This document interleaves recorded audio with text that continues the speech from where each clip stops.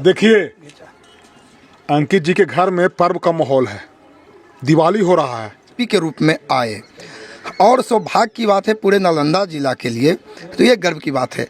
इससे पूरे समाज को, पूरे गांव के, पूरे डिस्ट्रिक्ट को एक मिसाल मिलेगा कि नहीं, मेहनत से कुछ भी हासिल किया जा सकता है। इस प्रिपरेशन में आते हैं तो शुरू में देखिए 5-6 लाख बच्चे फॉर्म भरते हैं और सिलेक्शन होता है। जैसे 68 और 69 में तो बहुत कम सीट था, 70th में अभी 2000 के आसपास आ रहा है सीट। जब मैंने दिया 68 एग्ज़ाम तो उसमें 322 सीट थी और 69 में 375 सीट। तो आपको जब इतने कम सीट पे फाइट करना है इतनी बड़ी भीड़ के साथ, तो आपके दिमाग में ये चीज़ क्लियर रहना चाहिए कि मुझे कहीं पे भी टाइम वेस्ट नहीं करना है। आप देख रहे हैं जन अदालत समाचार, जनता की बात जनता के साथ, जन अदालत।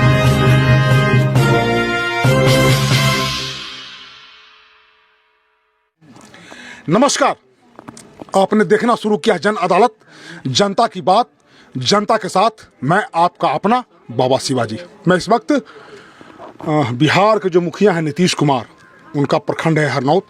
कल्याण विभाग बमुश्किल यहाँ से 4 या 5 किलोमीटर की दूरी पर है और मैं इस वक्त पुआरी गांव में हूँ और गोनामा और हरनौत के बीच में। आप जानते हैं कि यहाँ रेल का कारखाना है और अभी भारत के नक्शे पे बहुत बड़ा नाम है बिहार का मुख्यमंत्री का। उन्हीं के इलाके से मैं हूँ और मेरे साथ देखिए ये अंकित कुमार हैं। अंकित कुमार 44वां जो रिजल्ट आया है बीपीएससी का, उसमें 44वां रैंक लाए हैं। इस जुबे चेहरे को पहचानिए। और मेहनत अगर आप करते हैं तो मेहनत रंग लाता है और परिश्रम का फल बेकार नहीं जाता है। देखिए मेरे साथ सामाजिक कार्यकर्ता और मीडिया इन्फ्लुएंसर बिलायती जी हैं और ये पटना में ज़मीन का कारोबार करते हैं और ये मेरे साथ हैं। और चूँकि विकास का एक बहुत बड़ा लकीर खींच दिया गया है नालंदा में। अंकित जी, आपने 44वां रैंक लाया है, शुभकामना। जी बहुत बहुत धन्यवाद। ये बताइए कि आपका प्रारंभिक शिक्षा वो कहाँ से हुआ, कैसे हुआ? जी मेरा प्रारंभिक शिक्षा यहीं पुआरी गांव से ही शुरू हुआ था। तो यहाँ पे एक गर्ल्स स्कूल है, नाम है गर्ल्स स्कूल बट कोएड था वो। तो वहीं पे हम लोग बचपन में पढ़ने जाया करते थे अपने सारे भाई बहनों के साथ। उसके बाद फिर मैं यहाँ से चला गया था, मेरे चाचा गुजरात में कार्यरत थे उस समय, तो उनके पास चला गया था और वहीं पे मेरी बाकी की शिक्षा पूर्ण हुई। चाचा का नाम क्या था? मेरे चाचा का नाम जितेंद्र कुमार है। अच्छा जी। तो वहाँ डब्लू जी बोलते हैं। जी जी जी जी जी। तो उनके यहाँ मैं गया, फिर वहाँ से 6th क्लास तक लगभग पढ़ा और उसके बाद फिर वापस मैं यहीं पे आकर के अपनी शिक्षा मैंने कंटिन्यू की। 10th मेरा यहीं से हुआ है। हाई स्कूल फलहनमा है, लोहरा गांव है उसके पास। अच्छा। और उसके बाद 12th मैंने हरनौत में रघुवंश प्रसाद सिंह कॉलेज से किया और ग्रेजुएशन मेरा बीटेक मैकेनिकल इंजीनियरिंग में पुणे से किया। जी। तो ये जो बीपीएससी कंप्लीट किए, इससे पहले कौन सा ये किसी और चीज़ में क्वालिफाई किया था क्या आप? नहीं, मैं 2021 का ही पास आउट हूँ ग्रेजुएशन में कॉलेज से। तो उसी साल मैंने प्रिपरेशन शुरू किया था और 23 में मैंने अपना अटेम्प्ट दिया, 24 में रिज़ल्ट आ गया। तो मैं इधर उधर कार्यरत नहीं था। अभी 15 जनवरी को 68th बीपीएससी में मेरा 40वां रैंक था और ग्रामीण विकास पदाधिकारी के तौर पे मैं कार्यरत था अभी सेलेक्ट होकर के। और अच्छा, ये जो पिछला रिजल्ट जो है, जी 40वां रैंक था जी। और ग्रामीण कार्य पदाधिकारी जो जी अच्छा, बीडीओ जो बनते हैं। हाँ। और ये 69th बीपीएससी में कल ही रिजल्ट आया मेरा पुलिस उपाधीक्षक के पद पर। तो बीडीओ साहब वाला जो आपका था उसको आप ज्वाइन नहीं किए? नहीं, ज्वाइन किया मैंने और मैं अभी ट्रेनिंग में हूँ। विपाट गया में कर रहे हैं? जी, विपाट से आने के बाद मेरा जिला ट्रेनिंग अभी शुरू है, डिस्ट्रिक्ट ट्रेनिंग। कहाँ है जिला? पटना में। अच्छा जी। उसके बाद उसी दौरान ये एग्ज़ाम का प्रोसेस पूरा हुआ। 25 नवंबर को मेरा इंटरव्यू था, अक्टूबर को। और अभी नवंबर में रिजल्ट आया फाइनल 69th का। अच्छा, ये बताइए कि जब ग्रामीण परिवेश में बड़ी भूमिका है किसानों की, किसान के बच्चे जागरूक हो रहे हैं, मेहनत कर रहे हैं, संघर्ष कर रहे हैं, तो और ख़ास करके आप जिस वर्ग से आते हैं, जिस समुदाय से आते हैं, उस वर्ग में बड़ी भूमिका, बड़ी लेवल पर किसान है और जो आरक्षण का माहौल है। तो आपको कभी ऐसा लगता था कि हम जो मेहनत कर रहे हैं, ऐसा ना हो कि आरक्षण के चलते हमारा नंबर कम आ जाए या हम पास नहीं हो, ऐसा कभी आता था मन में? जी, हमारे समाज में रिजर्वेशन नाम का एक फोबिया एग्जिस्ट करता है जो हम नवयुवकों के दिमाग में बहुत ज़ोर से हावी है। लगता है उन्हें कि मतलब हमारे पास मेरिट होगा तो भी कॉम्प्रोमाइज़ हो जाएगा, नहीं हो पाएगा। लेकिन हम देख रहे हैं कि मैं भी प्रिपरेशन में 3 साल से हूँ, तो रेगुलरली देख रहा हूँ कि लोगों का रिजल्ट हो रहा है, जो मेहनत कर रहे हैं उनका रिजल्ट हो रहा है। हाँ, रिजर्वेशन जो है वो जो वीकर सेक्शन है उनके लिए इम्पॉर्टेंट भी है, तो हम उसको सिरे से नहीं नकार सकते, वो ज़रूरी है सोसाइटी के अपलिफ्टमेंट के लिए। तो हमें उसको भी एक्सेप्ट करके और जो भी हमारे पास जितना भी सीट रहता है, जितना अपॉर्चुनिटी है, उसी के लिए कस के मेहनत करना चाहिए। अच्छा, जब आप परीक्षा में बैठे थे, अब तो चूंकि ग्रामीण पदाधिकारी में आपका सिलेक्शन हो गया, आप लगातार प्रयास भी जारी रखे हुए थे, तो आपको कहीं ना कहीं ऐसा आत्मविश्वास में कभी ऐसा हुआ कमी आया, कुछ इस तरह का दिमाग में आया कि हम प्रयास कर रहे हैं, होगा नहीं होगा, या और क्या करना चाहिए, इस तरह का दिमाग में कॉम्प्लिकेशन वगैरह कुछ आया था? जी देखिए, 2021 में मैंने प्रिपरेशन शुरू किया था, तो 22 में 67th बीपीएससी का फॉर्म निकला था। मैंने फॉर्म भरा और उसका प्रोसेस आपको भी पता होगा, पेपर वगैरह लीक होने के कारण बहुत लंबा चला गया था।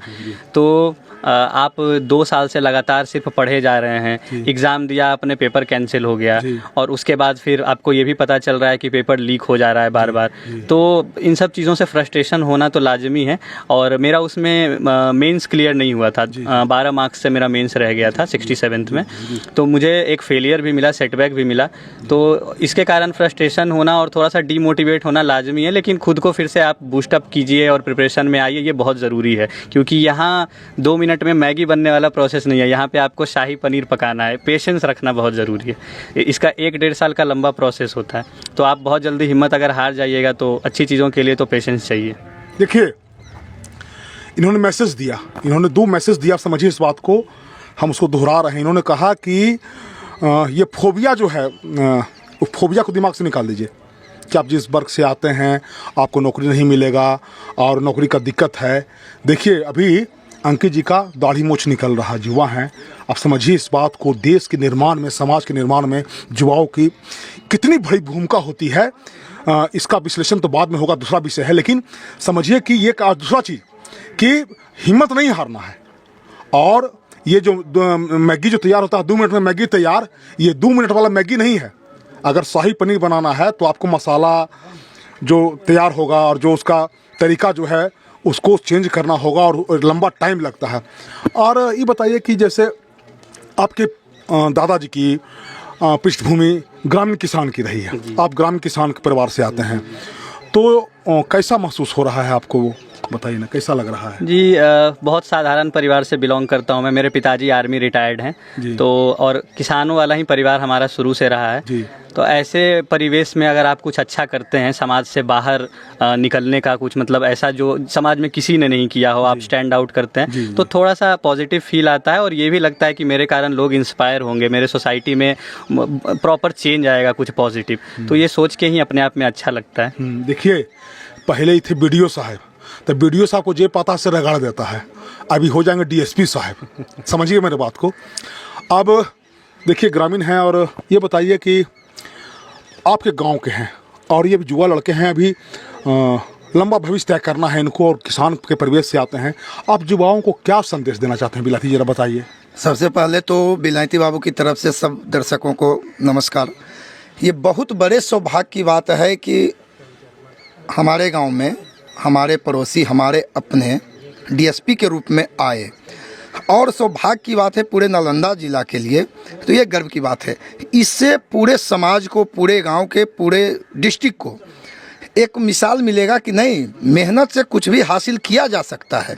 ये वीडियो में सेलेक्ट हुए थे और फिर डीएसपी बन गए। हम तो चाहते हैं कि थोड़ा सा और ऊपर अगर मिल जाए तो हाँ, क्या बात है। Proud of you Ankit Kumar.